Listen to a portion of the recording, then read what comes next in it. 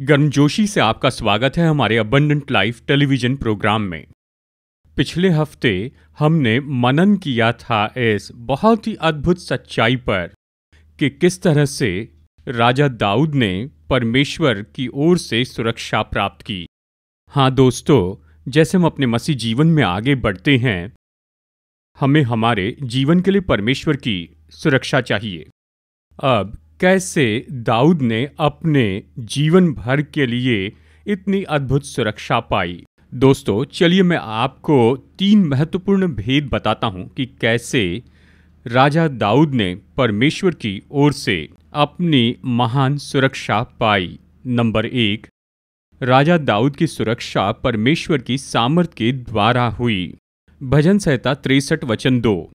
इस प्रकार से मैंने पवित्र स्थान में तुझ पर दृष्टि की कि तेरी सामर्थ और महिमा को देखूं। ये तो परमेश्वर की सामर्थ थी जिसने दाऊद के जीवन भर उसकी रक्षा की थी। हमें ये याद है, एक नौजवान के रूप में वो खड़ा था अपने पिता की भेड़ों के साथ, और फिर क्या हुआ, जंगली जानवर ने भेड़ पर हमला करके उसे मारने की कोशिश की। फिर दाऊद ने क्या किया, उसने भालू को मारा और उसने सिंह को भी मार दिया।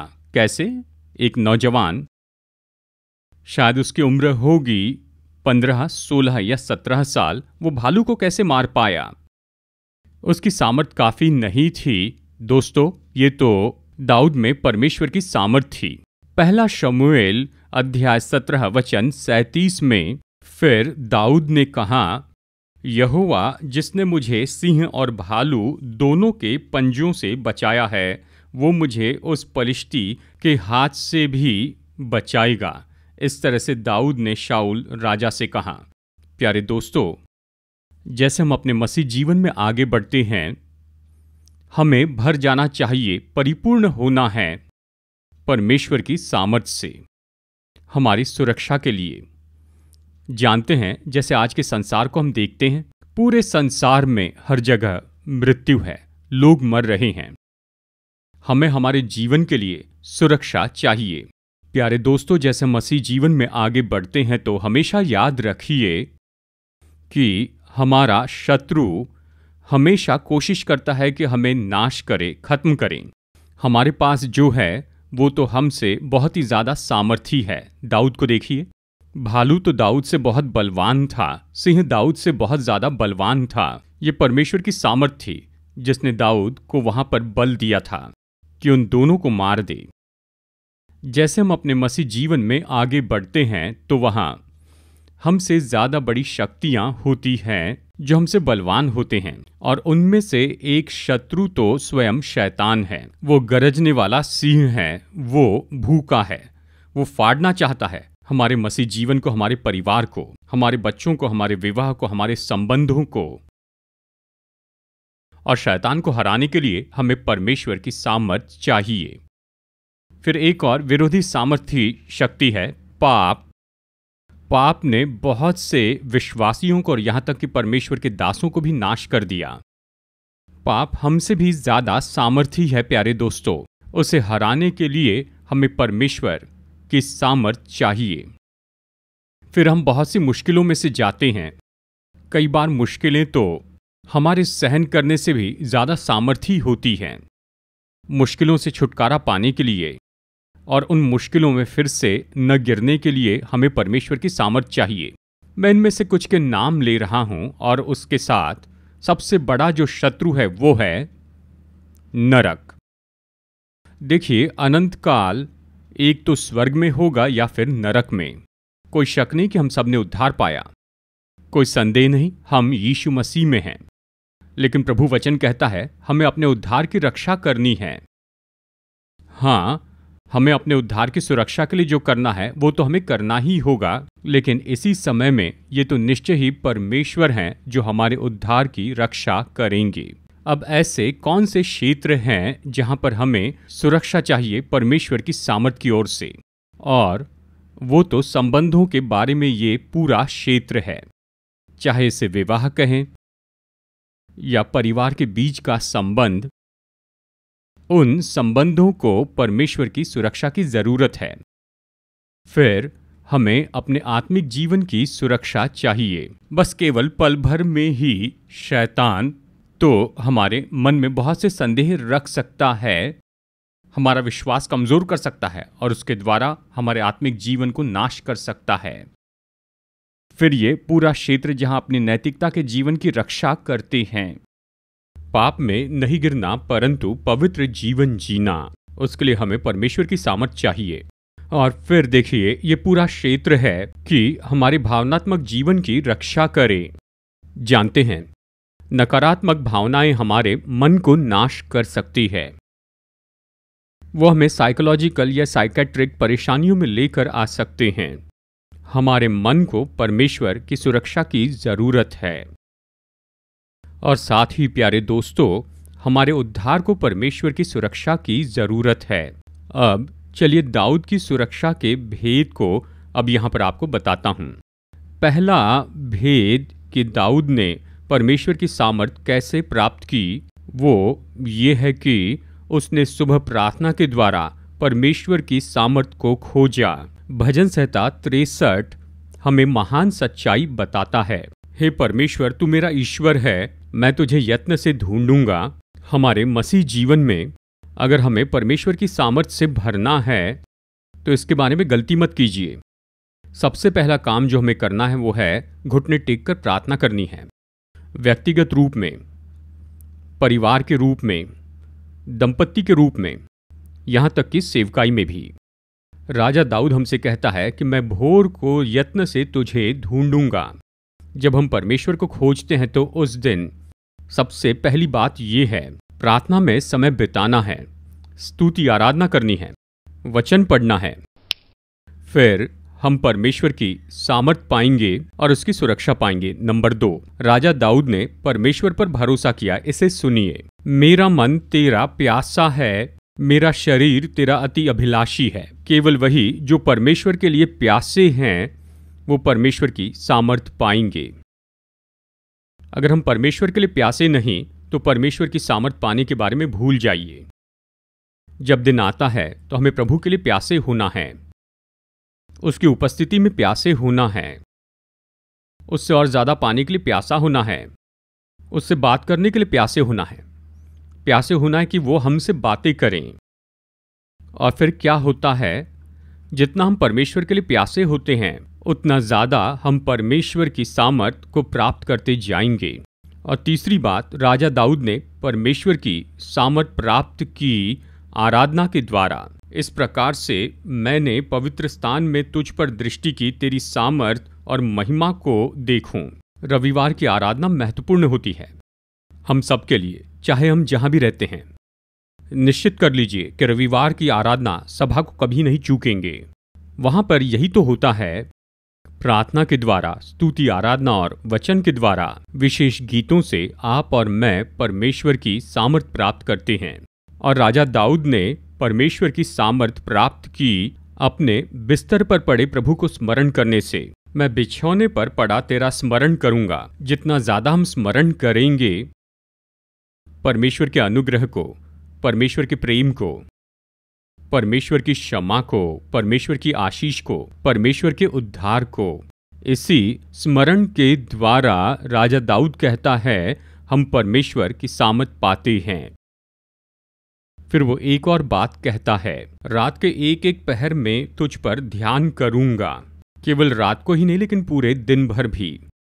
दाऊद की ये बहुत ही अच्छी आदत थी कि वो परमेश्वर पर मनन करता था कि परमेश्वर कौन है।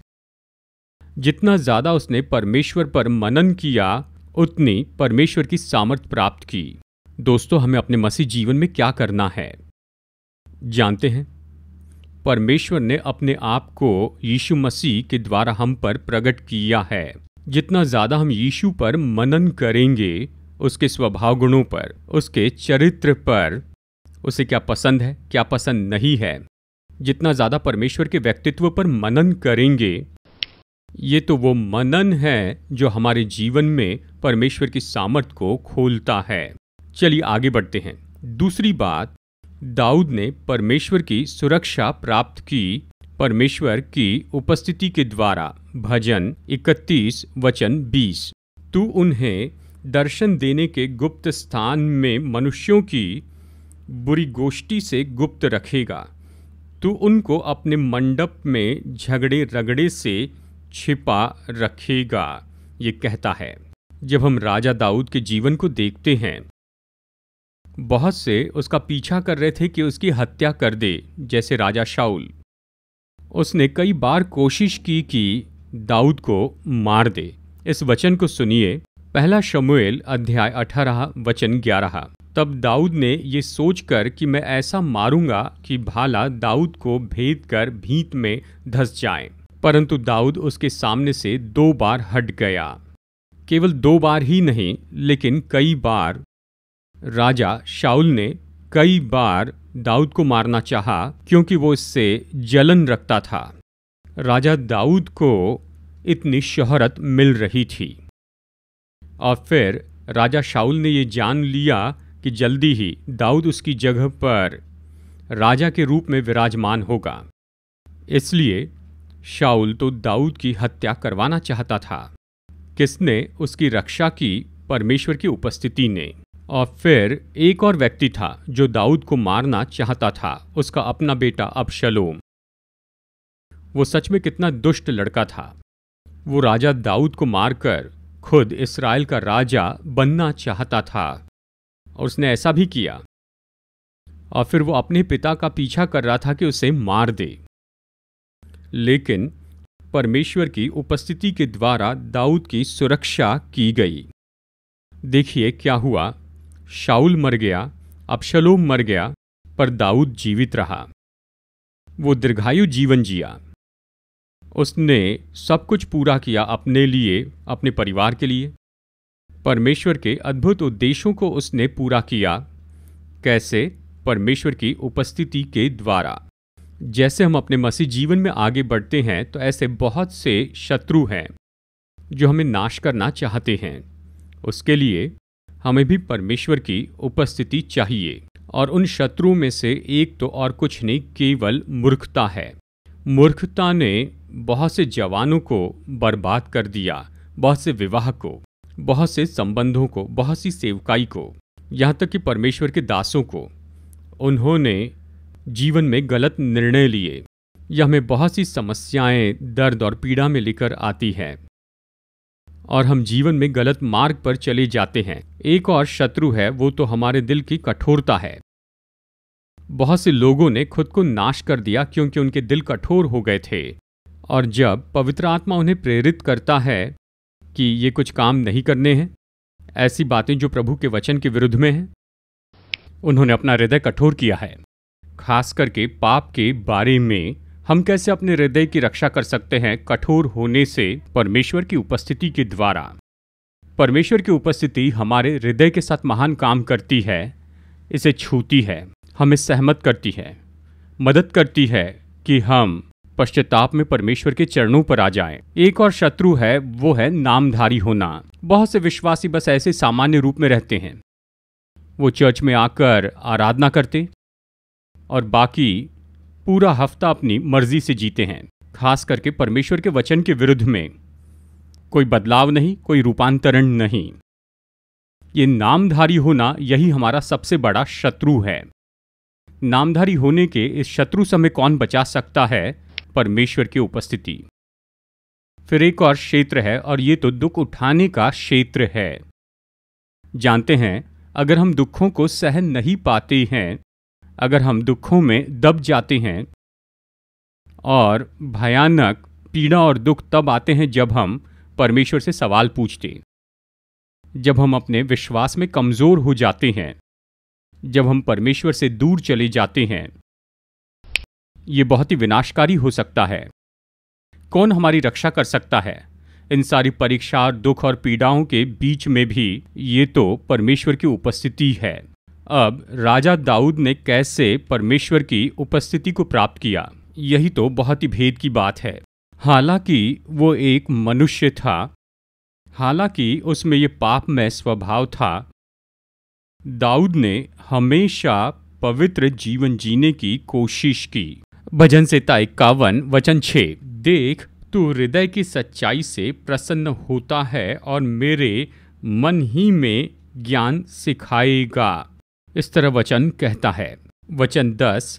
हे परमेश्वर, मेरे अंदर शुद्ध मन उत्पन्न कर और मेरे भीतर स्थिर आत्मा नए सिरे से उत्पन्न कर। दाऊद कमजोर मनुष्य था, लेकिन उसमें ये बहुत ही बड़ी इच्छा थी, उसमें ये बहुत बड़ी मनसा थी कि हमेशा परमेश्वर के सत्य में जिए, कि हमेशा परमेश्वर की आज्ञाओं में जिए, हमेशा ऐसा जीवन जिए जो परमेश्वर को प्रसन्न करता है।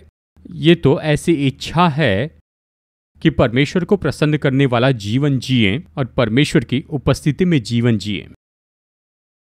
और जैसे हम राजा दाऊद को देखते हैं, उसने एक और काम किया और वो यह है कि उसने परमेश्वर से प्रेम किया अपने पूरे हृदय से। और ये तो परमेश्वर के लिए उसका प्रेम था जिसने उसे परमेश्वर की उपस्थिति दी। जब हम इस तरह से नए नियम में आते हैं तो अपने जीवन में हम परमेश्वर की उपस्थिति कैसे पा सकते हैं? यूहन्ना अध्याय 14 वचन 23। यीशु ने उसको उत्तर दिया, यदि कोई मुझसे प्रेम रखे तो वो मेरे वचन को मानेगा और मेरा पिता उससे प्रेम रखेगा और हम उसके पास आएंगे और उसके साथ वास करेंगे। कितने स्पष्ट रूप में यीशु कहते हैं कि यदि कोई मुझसे प्रेम रखता है, जितना हम यीशु से प्रेम रखेंगे उतना ज़्यादा यीशु की उपस्थिति हमारे परिवार में होगी, हमारे घर में, हमारे हृदय में, हमारे जीवन में, हमारे संबंधों में और हमारी सेवकाई में, हमारी कलीसियाओं में। ये भेद है। यीशु कह रहे हैं, अगर मुझसे प्रेम करते हैं तो मैं और मेरा पिता और पवित्र आत्मा भी हम तुम्हें अपनी उपस्थिति देंगे। और ये उसकी उपस्थिति है जो आपको ईश्वरीय सुरक्षा देगी, और ये तो उसकी उपस्थिति है जो आपको बहुत आय से आशीष देगी। प्यारे दोस्तों, आइए इस समय निर्णय लें कि यीशु से प्रेम करें। वचन कहता है कि यीशु से प्रेम करें। सबसे पहले वो ये है कि उसकी आज्ञाओं को मानें। 4 सुसमाचार पढ़ें। सबसे महान प्रकाशन प्रभु यीशु मसीह के द्वारा, जो कि लोगोस है। मसीह जीवन में हमारी पहली प्राथमिकता तो यही होनी है कि यीशु की आज्ञाओं को माने जो 4 सुसमाचार में दी गई हैं। जितना ज़्यादा हम आज्ञाओं को मानेंगे उतना हम कहेंगे कि मैं यीशु से प्रेम करता हूँ। जितना ज़्यादा हम कहेंगे कि यीशु मैं आपसे प्रेम करता हूँ, उतनी ज़्यादा परमेश्वर की उपस्थिति होगी। फिर हम यीशु से कई तरीकों से प्रेम कर सकते हैं। उसके लिए दुख उठाने के द्वारा, उसके लिए बलिदान करने के द्वारा, यीशु जो भी चाहते उसे देने के द्वारा, यानी हमारा समय, योग्यता और हमारा खजाना, आराधना के द्वारा। ऐसे बहुत से काम करना जो यीशु से प्रेम करने को दर्शाते हैं। अब तीसरी बात, राजा दाऊद तो परमेश्वर की बुद्धि के द्वारा ही सुरक्षित था। पहला शमूएल अध्याय 17। यों दाऊद ने पलिश्ती पर गोफन और एक ही पत्थर के द्वारा प्रबल होकर उसे मार डाला, परंतु दाऊद के हाथ में तलवार न थी।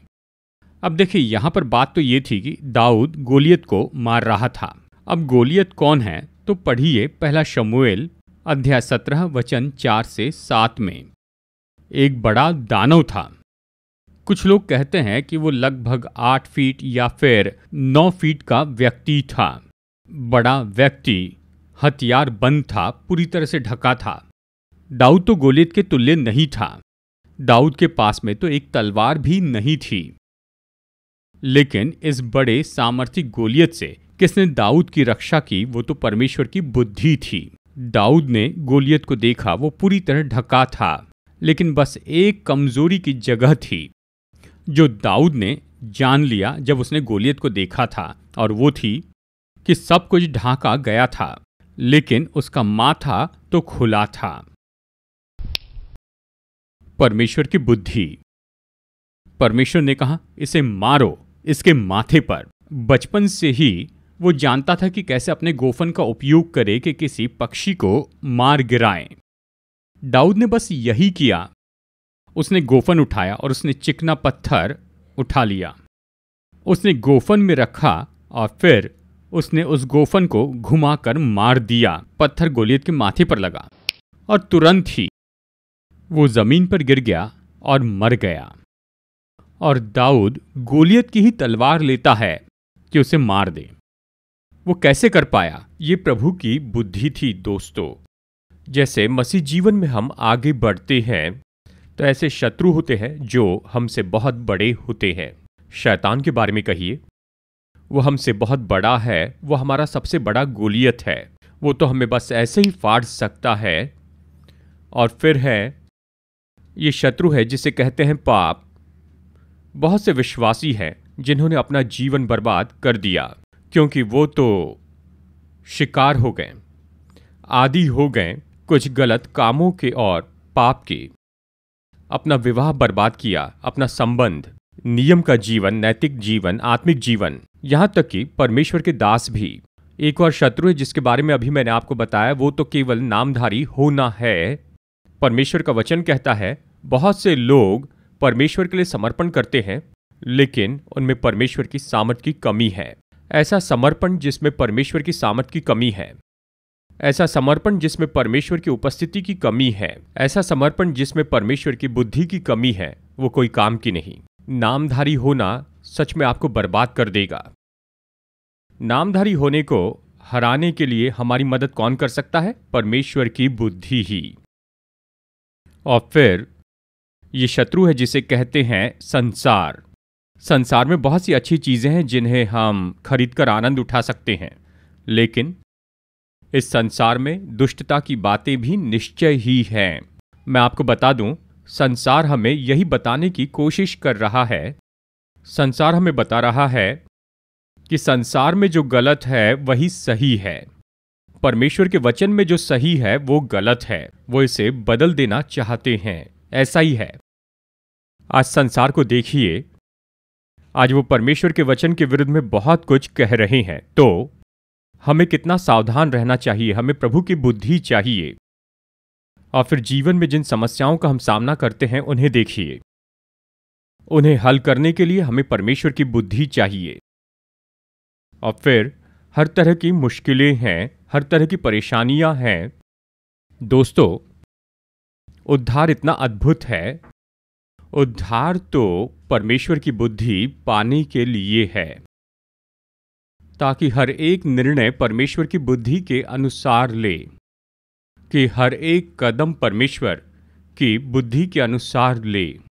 और कहां से हम ये बुद्धि पा सकते हैं? पहला कुरिन्थियों अध्याय 1 वचन 24। परंतु जो बुलाए हुए हैं, क्या यहूदी क्या यूनानी, उनके निकट मसीह परमेश्वर की सामर्थ और परमेश्वर का ज्ञान है। जैसे हम अपने मसीह जीवन में आगे बढ़ते हैं, हमारे संबंधों में, हमारी सेवकाई में, हमारे व्यक्तिगत जीवन में हमें परमेश्वर की बुद्धि की ही जरूरत है। और वो बुद्धि यीशु मसीह के द्वारा प्रकट हुई है। यीशु मसीह ही हमारी बुद्धि है। अगर मैं इस बात के बारे में विवरण दूं कि यीशु किस तरह की बुद्धि है, वो तो हमारी जीवन शैली के लिए बुद्धि है। वो हमारे उद्धार के लिए बुद्धि है। उद्धार में बहुत सी बुद्धि है जो हमें खोज निकालना है। उसे खोज निकालें और वैसे ही करें तो हमें परमेश्वर की सुरक्षा मिलेगी। और फिर यीशु के जीवन शैली की बुद्धि है कि यीशु कैसे जिए। ये जीवन की बुद्धि है। सुसमाचार का अध्ययन कीजिए और बाकी नए नियम का भी। यीशु के जीवन शैली के बारे में बहुत ही महान बातें बताई हैं। मसीह जीवन में हमें यीशु के अनुसार काम करना है। उसकी जीवन शैली, वो कैसे जिए, कि उसे क्या पसंद है, उसे क्या पसंद नहीं है। यीशु की जीवन शैली अपने आप में ही बुद्धि है। बहुत ही सरल है। अगर हम यीशु की जीवन शैली के अनुसार करें तो इसमें बहुत ही बुद्धि है और वो जीवन शैली हमें आशीष देगी ही। और फिर यीशु में निश्चय ही दुखों की बुद्धि है कि दुखों को यीशु ने कैसे निपटा, कैसे उनका उपयोग किया कि खुद को उभारते जाएं, और मानव जाति को आशीष देने के लिए कैसे उसका उपयोग किया क्रूस पर प्रायश्चित करने के द्वारा। देखिए, ऐसा बहुत कुछ है जो यीशु दुख उठाने के बारे में हमें निश्चय ही सिखा सकते हैं। उस बुद्धि को लीजिए, क्योंकि यीशु ही हमारे लिए सबसे महान बुद्धि है हमारे मसीह जीवन के सभी क्षेत्रों में, शारीरिक, भावनात्मक और आत्मिक जीवन। और हमें उस बुद्धि के लिए प्रार्थना करनी चाहिए, और केवल उस बुद्धि के द्वारा हम हरा सकते हैं, चाहे शैतान हो या पाप हो, नामधारी होना या फिर संसार हो। और जिन समस्याओं का हम सामना करते हैं और यहाँ तक जिन मुश्किलों में से हम जाते हैं, हर एक बात दोस्तों मैंने आपको बताया है राजा दाऊद के लिए परमेश्वर की सुरक्षा के बारे में। मैंने आपको बताए हैं 3 महान सच्चाई। दाऊद की सुरक्षा परमेश्वर के सामर्थ के द्वारा हुई, उसकी सुरक्षा परमेश्वर की उपस्थिति के द्वारा हुई, और उसकी सुरक्षा हुई परमेश्वर की बुद्धि के द्वारा। इसे समझ लें और हमारे जीवन में हम उसकी सुरक्षा पाए, हमारे जीवन की हर एक बात के लिए, और उन सारी चीज़ों की रक्षा करते हुए हम उनका आनंद उठा सकते हैं, प्रभु की स्तुति, और साथ ही भविष्य में और भी आशीषों को पाएंगे। और उन्हें पाने के लिए हम इन्हीं सिद्धांतों का उपयोग करेंगे कि उनकी रक्षा करें परमेश्वर की सामर्थ के द्वारा, परमेश्वर की उपस्थिति के द्वारा और परमेश्वर की बुद्धि के द्वारा। आइए प्रार्थना करते हैं।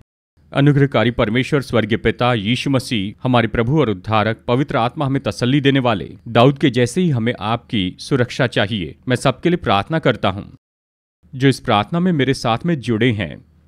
यीशु, अपनी सामर्थ के द्वारा सुरक्षा दीजिए, अपनी उपस्थिति के द्वारा सुरक्षा दीजिए, अपनी बुद्धि के द्वारा सुरक्षा दीजिए।